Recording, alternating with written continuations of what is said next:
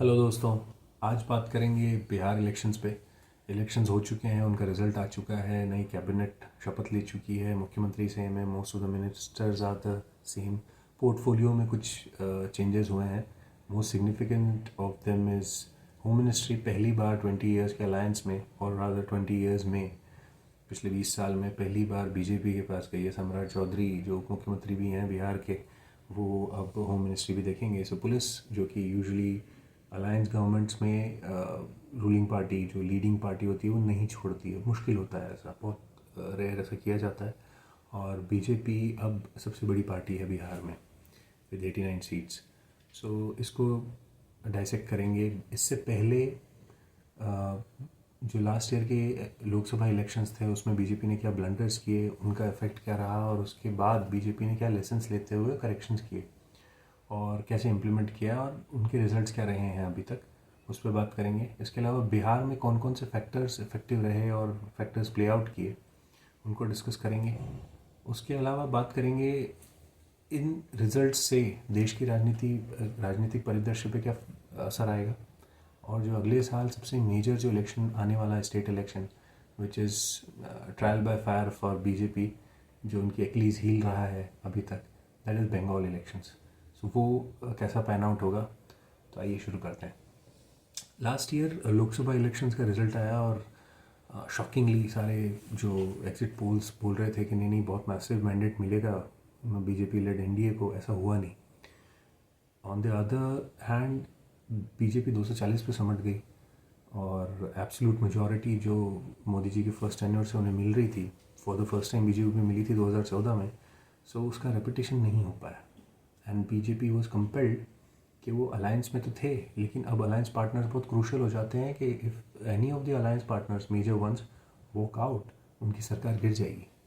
So it was a test कि वो कैसे अलायंस पार्टनर्स को साथ में रखते हैं और एक स्टेबल गवर्नमेंट चलाते हैं, और उनका जो एजेंडा है, जो अभी तक बीजेपी का कोर मैनिफेस्टो रहा है या कोर आइडियोलॉजिकल एजेंडा रहा है, उसको वो कैरी आउट करते हैं। वो भी एक उनके लिए चैलेंज था।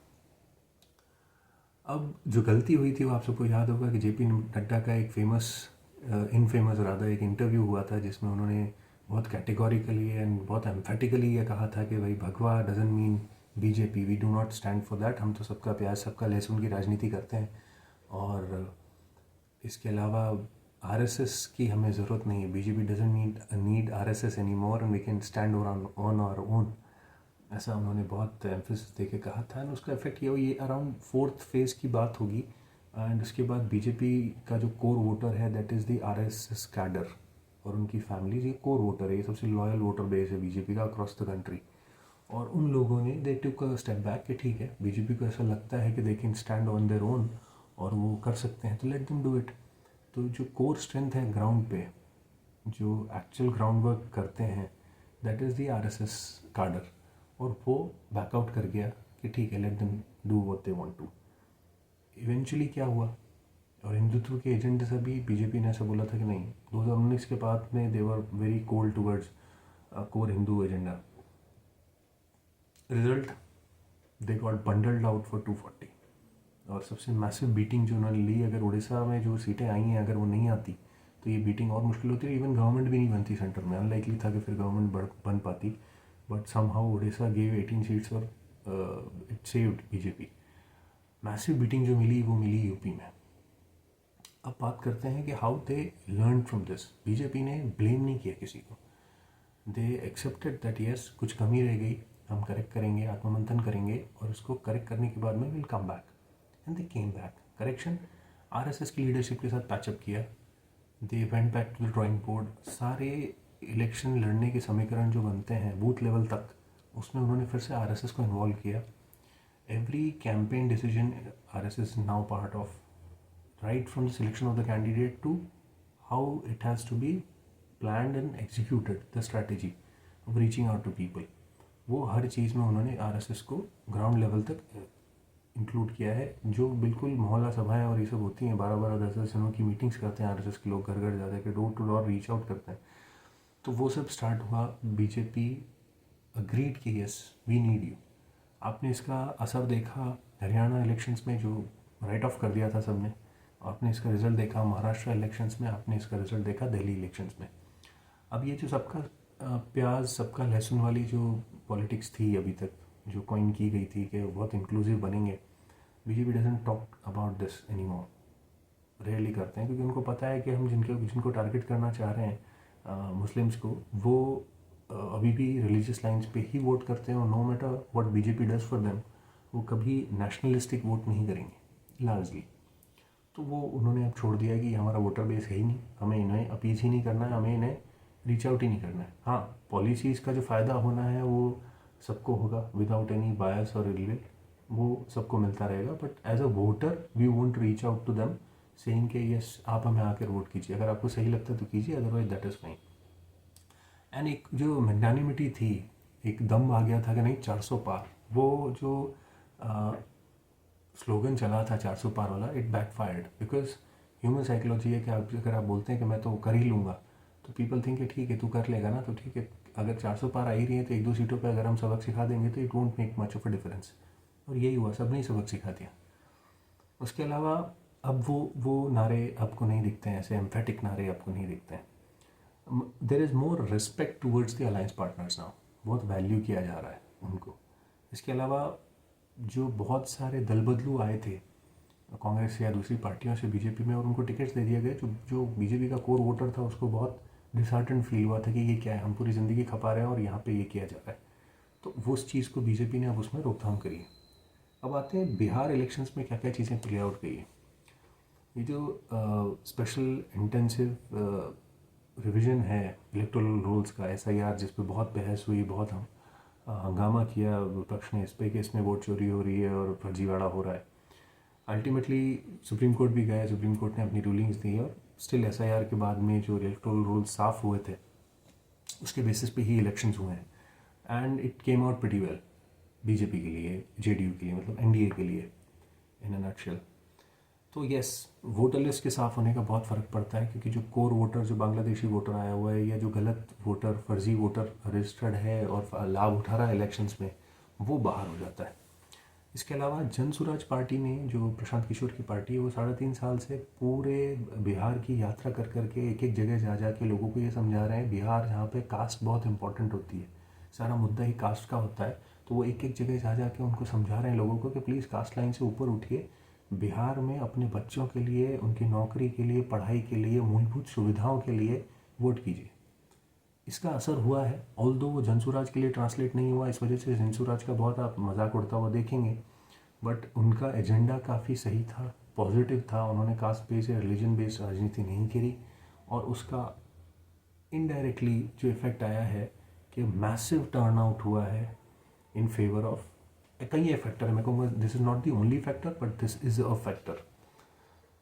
उसके अलावा लालू 15 साल सरकार में थे, पर उनका एंटी इनकम्बेंसी जो है, लोगों को जो भयावहता याद है उस समय की, कि लॉ एंड ऑर्डर की क्या हालत थी उस समय, और कैसा पूरी तरह से एक जंगल में जैसे कोई कानून नहीं होता, देयर इज़ नो लॉलेसनेस होती है, तो वो लोगों को अभी भी याद है, सीनियर पीढ़ियों को, और उन्होंने अपने बच्चों को बताया है कि देखिए ऐसा होता है। सो यस, उसका भी असर रहा है, और इट इज़ वेरी स्ट्रेंज कि 15 साल गवर्नमेंट में वो 20 साल पहले थे, लेकिन उनकी एंटी इनकम्बेंसी अभी भी चल रही है। और नीतीश बाबू की साफ इमेज का भी एक योगदान रहा है कि इतने साल पब्लिक लाइफ में रहने के बाद भी उन पर कोई आक्षेप आरोप नहीं है। इवन एक एनेक्डोट है जिसमें ऐसा कहा जाता है कि एक बार उनके बेटे ने, दिल्ली में रह रहे थे वो, और उन्होंने बिहार भवन की गाड़ी यूज़ कर ली थी, तो नीतीश बाबू ने उनको बहुत बुरी तरह से लताड़ा था कि ये तुम्हारी गाड़ी नहीं है, ये तुम सरकार में नहीं हो, तुम्हारे पिता है, तो you don't use that. So this is the ईथॉस। अब आप बात करेंगे कि जनरेशनल ट्रॉमा जो बिहारीज ने फेस किया है, बिहारी बहुत स्वाभिमान वाले लोग होते हैं। आपके अगर दोस्त हो तो आपको जानते होंगे, Bihari is a very nice people, बहुत अच्छे लोग होते हैं, बहुत अच्छे दोस्त होते हैं, तो और मेहनती बहुत होते हैं। तो उनको लालू के उस समय में बहुत सारी पीढ़ियों को, लोगों को घर छोड़ के रोटी के लिए दूर रहना पड़ा, और सिर्फ साल में एक बार छठ पे ये घर जाते हैं। तो वो जो ट्रॉमा है ना, कि अपने ही लोगों को अपने घर से दूर रहना पड़ा, वो उन्होंने फेस किया है, और वो याद है लोगों को। मैंने एक्स पे मैं देख रहा था, किसी ने ट्वीट किया था रिजल्ट्स के बाद में, दे सेड के लालू की फैमिली थॉट के उनका बच्चा आएगा और एक जनरेशनल शिफ्ट होगा पावर में और वो सीट पे बैठ जाएगा, हमारी जो पीढ़ियों ने झेला है वो इनका परिवार भी झेलेगा उसका दंश। तो गुस्सा था लोगों में और वो सामने आया है। इसके अलावा आप बात करेंगे कि डायरेक्ट बेनिफिट ट्रांसफ़र जो हुआ है महिलाओं के खातों में, लोगों के खातों में जो सीधा पैसा आया है डिफरेंट योजनाओं के थ्रू, चाहे वो उज्ज्वला हो, चाहे वो प्रधानमंत्री आवास योजना हो, चाहे वो अभी 10-10 हज़ार जो दिए गए हैं उसके लिए हो, बहुत सारी चीज़ें ऐसी हुई है जिससे सशक्तिकरण जो कहते हैं हम वो हुआ है वाकई, और उसका एक बहुत फ़र्क पड़ा है और एक स्वाभिमान को बरकरार रखते हुए वो पैसा दिया गया है। दूसरा जो बिल्कुल थोथे मुद्दे उठाए गए विपक्ष द्वारा, मतलब उनके पास कोई कंक्रीट रोड मैप नहीं था, उनके पास कोई ऐसी चीज़ नहीं थी कि यस हम ये करेंगे, ये हमारा प्लान है। कुछ भी योजनाएं अनाउंस कर देना कि हम आएंगे तो हम 1 करोड़ जॉब्स दे देंगे, कहाँ से दे देंगे? आप ब्लूप्रिंट बताइए आपका क्या है, आपका क्या विजन है, वैसा कुछ था नहीं concrete. Plus how detrimental it is to be with Congress. अगर आप कांग्रेस के साथ हैं तो it is game over for you. वो आपको डुबा देंगे, खुद भी डूबेंगे, आपको भी डुबाएंगे। वो जो एक बीच में यात्रा की गई, उनके बिल्कुल बेहुदा से मुद्दे, अनसब्सटैंशिएटेड मुद्दे रादर, कि वोट चोरी हो रही है, सब ये हो रही है, आप इसी से डायरेक्ट कन्फ्रंटेशन में हो, makes no sense. People want to hear कि आपको क्या, आप क्या करोगे, आप पावर में आओगे, व्हाट विल यू डू, कैसे डिलीवर करोगे, वो पूरी तरह से एब्सेंट था। उसके अलावा विमेन सेफ्टी, जिन लोगों ने एक जंगल राज देखा हुआ है लालू के समय का, उन लोगों के दिमाग में था कि उस टाइम आईएएस की पत्नियां भी सेफ नहीं थी, पॉलिटिशियन सेफ नहीं थे वहाँ। बिहार वॉज कम्प्लीटली लॉलेस उस समय, और उन लोगों को पता है कि human safety how important that is. Ideal conditions नहीं है still, yes, but it is far far better. तो वो लोगों के दिमाग में प्ले आउट किया था। एक बहुत बड़ी क्लास बिहारी इसमें नहीं बन रही है, ये जिन्हें कास्ट से फ़र्क नहीं पड़ता है। उन्हें चाहिए जॉब्स, उन्हें चाहिए विकास, उन्हें चाहिए infrastructure, they want quality of life, और ये कास्ट टेक्स बैक सीट। तो ये जो बड़ी एक क्लास है पढ़े लिखे बिहारीज की, which do not mind this caste thing much, like many of the other states जहाँ पे इतना ज़्यादा बड़ा फैक्टर कास्ट नहीं होता है। तो वो चीज़ अब बिहार में भी है, और वो क्लास चाहती है कि यस आप किसी भी पार्टी के हों, किसी भी कास्ट के हों, लेकिन अगर आपके पास कंक्रीट कुछ प्लान है बिहार को बेहतर करने का, तो will vote for that guy. UP जो उनका एडजेसेंट स्टेट है, वहाँ पे जो विकास हुआ है योगी जी की लीडरशिप में, वो एक मैसिव फैक्टर रहा होगा आई बिलीव, क्योंकि काफ़ी ज़्यादा ईस्टर्न यूपी में आना जाना बिहारीज का रहता है, और majority many of the working Biharis that fly to Delhi और go through railway to Delhi go across UP, और उनको यूपी देखने को मिलता है कि यूपी कैसे ट्रांसफॉर्म हुआ है और कैसे जॉब्स आ रही हैं यूपी में, इंफ्रास्ट्रक्चर है, लॉ एंड ऑर्डर बेटर हुआ है, तो दैट ऑल्सो प्लेड आउट। एक आप इफेक्ट देखेंगे कि AIMIM, ऑल इंडिया इत्तेहादुल मजलिस मुसलमीन, जो एक प्योरली एक रिलीजियस पार्टी है, रिलीजन स्पेसिफिक नाम में आता है उनके, वो उनकी कोई प्रेजेंस नहीं है बिहार में, but they came and they one 6 seats straight सीधे। कांग्रेस को भी 6 मिली हैं और AIMIM को भी 6 मिली हैं। तो दिस सिग्निफाइज कि yes Muslims have still voted on the religious lines. एक हुआ है कि मुस्लिम वोट बाकी सीटों पे स्प्लिट भी हुआ है। कैसे स्प्लिट हुआ है कि मुस्लिम वोट AIMIM में स्प्लिट हुआ है, RJD में स्प्लिट हुआ है और JDU में स्प्लिट हुआ है। तो मुस्लिम वोट कहीं ना कहीं टूटा है, तो वो एक सक्सेस मिली है एनडीए को ऑब्वियसली। और कंसोलिडेशन ऑफ हिंदू वोट्स हुआ है अक्रॉस कास्ट लाइन्स। आप किसी भी कास्ट के हों पर लोगों ने वोट किया है, एंड जिन लोगों ने वहाँ देखा था इलेक्शन डेज पे कि औरतें बहुत बम्पर तादाद में बाहर निकल के वोट करने गई हैं, और ये नारे लग रहे थे मतलब कि छठ माता की जय, क्योंकि ऑपोजिशन ने ये बहुत डेरोगेटरी कमेंट्स भी किए थे इलेक्शन के समय और उसके पहले भी छठ माता को लेके, छठ पूजा को लेके। And Chhath is a very sentimental thing for that part of the country, और आप ऐसा कोई डिट्रीमेंटल कुछ देंगे, डेरोगेटरी सा स्टेटमेंट देंगे, तो it will play out against you. इसके अलावा कांग्रेस तो पता नहीं वो क्या करना चाह रहे हैं, उन पर एक सेपरेट वीडियो बन सकता है। तो उनके मुद्दे बहुत ही बेहुदा थे जैसे हमने बात करी। JDU के फ्यूचर की बात करें तो नीतीश कुमार जी के बाद में there is no one to take the baton.